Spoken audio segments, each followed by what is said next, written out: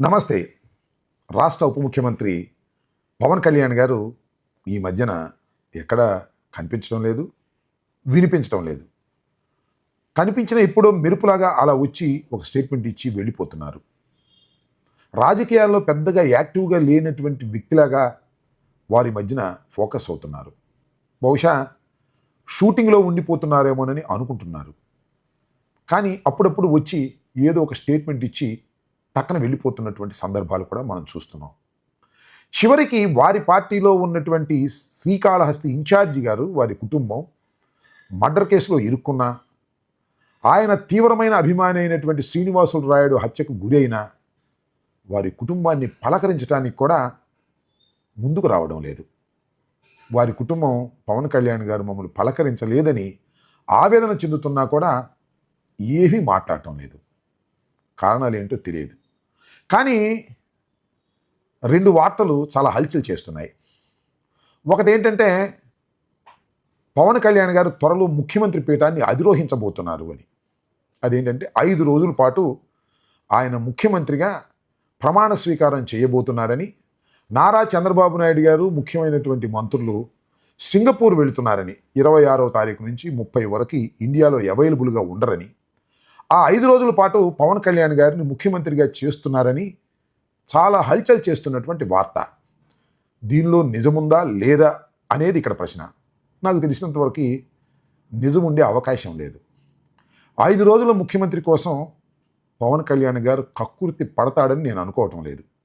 ఇది ఒక వార్తను కావాలని కొందరు ప్రచారం చేస్తున్నారు అనిపిస్తుంది. ఒక విధంగా చెప్పాలంటే నారా చంద్రబాబు నాయుడు గారు ఊళ్ళో లేనప్పుడు మాత్రమే ముఖ్యమంత్రిగా పనికొచ్చేటటువంటి వ్యక్తి పవన్ కళ్యాణ్ గారు అని ముద్ర వేయాలని ఏదైనా ప్రయత్నం చేస్తున్నారేమోనని అనిపిస్తున్నది. ఇంకా రెండో విషయం ఏంటంటే సెప్టెంబర్ నుంచి పవన్ కళ్యాణ్ గారు పార్టీ మీద దృష్టి సారించనున్నారు.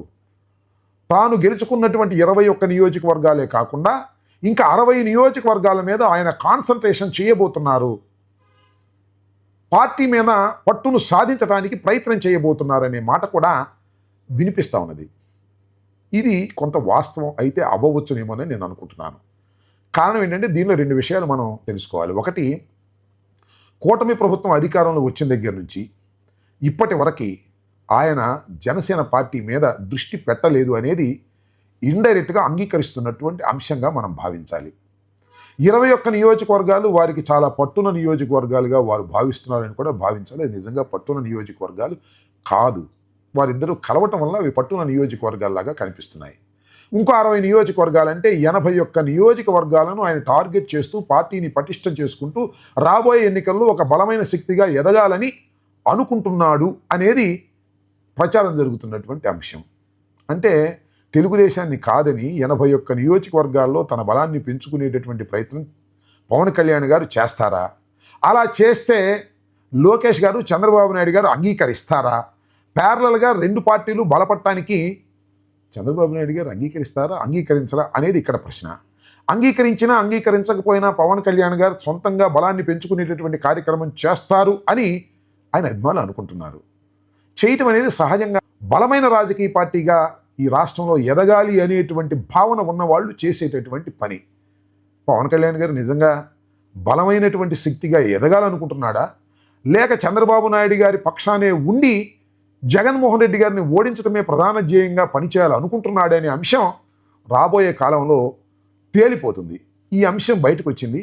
ఈ బయట కూడా బహుశా పవన్ కళ్యాణ్ గారే వారి పార్టీనే లీక్ ఇచ్చినట్టుగా నాకు అర్థమవుతుంది. అంటే బయట ఏమనుకుంటున్నారంటే పవన్ కళ్యాణ్ గారు పార్టీ గురించి పట్టించుకోవటం లేదు, తెలుగుదేశానికి చాకిరీ చేయటం కోసమే తన శక్తినంతా వినియోగిస్తున్నాడు, పార్టీని పెంపొందింప చేయటానికి ఆయన దృష్టి పెట్టడం లేదు, పట్టించుకోవడం లేదు, ఇంకా జనసేన పార్టీ ఎందుకు అనేటువంటి భావన జనసేన కార్యకర్తల్లోనూ నాయకుల్లోనూ వచ్చింది. కాబట్టి దాన్ని అణిచివేయటానికి, దాన్ని పక్కకు నెట్టడం కోసమే ఈ వార్తను ప్రచారంలోకి తీసుకొచ్చారని నేను భావిస్తున్నాను.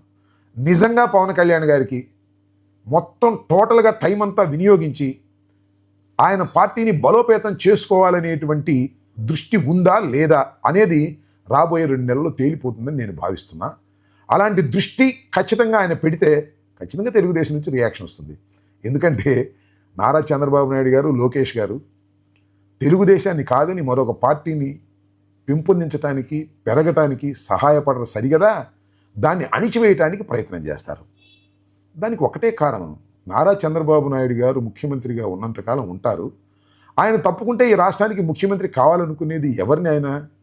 ఆయన కుమారుడైనటువంటి లోకేష్ గారిని. ఆయన సమర్థుడా, అసమర్థుడా, అర్హుడు కాదా అనే అంశాలు ఆయనకు అనవసరం. ఎట్టి పరిస్థితుల్లోనూ తన కుమారుణ్ణి వారసుడుగా చేసి ఈ రాష్ట్రానికి ముఖ్యమంత్రిగా చేయాలనేటువంటి పట్టుదలతోనే ఇవాళ నారా చంద్రబాబు నాయుడు గారు ప్రయత్నం చేస్తున్నారు. మరి పవన్ కళ్యాణ్ గారు కూడా ప్యారలల్గా పెరిగితే వచ్చే ప్రమాదాన్ని ఆయన గుర్తించలేడని అనుకుంటే చాలా పొరపాటు. కాబట్టి ఈ వ్యూహం నుంచి, అంటే చంద్రబాబు నాయుడు గారు తన కుమారుణ్ణి ముఖ్యమంత్రిగా చేయాలనేటువంటి ఒక వ్యూహం నుంచి ఏమి నేర్చుకుంటాడో పవన్ కళ్యాణ్ గారు మనం తెలుసుకోవాల్సిన అవసరం ఉంది.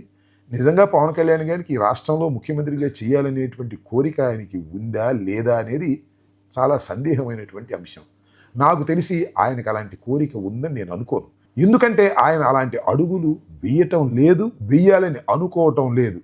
కాకపోతే జన సైనికులు, కాపు సోదరులు ఆయన ముఖ్యమంత్రిగా కావాలని, నారా చంద్రబాబు నాయుడు గారి తర్వాత మళ్ళా ముఖ్యమంత్రిగా కావాల్సినటువంటి వ్యక్తి పవన్ కళ్యాణ్ గారు అని ఆశిస్తున్నారు, కోరుకుంటున్నారు. ఆ క్రమంలోనే ఈ గాలి వార్త 5 రోజుల పాటు ముఖ్యమంత్రిగా చేస్తే పని అయిపోతుందని చంద్రబాబు అనుకుంటున్నాడని, అందుకోసమే తాను సింగపూర్ వెళ్ళినప్పుడు ఈ 5 రోజుల పాటు ముఖ్యమంత్రిగా ప్రమాణ స్వీకారం చేయించి డిప్యూటీ సీఎం గారిని సీఎంగా చేయాలని అనుకుంటున్నాడనే వార్త గాలి వార్తగానే నేను పరిగణిస్తున్నాను. ఒకవేళ అలా చేయాలనుకున్నా పవన్ కళ్యాణ్ గారు లాంటి వాళ్ళు ఒప్పుకుంటారని నేను అనుకోను.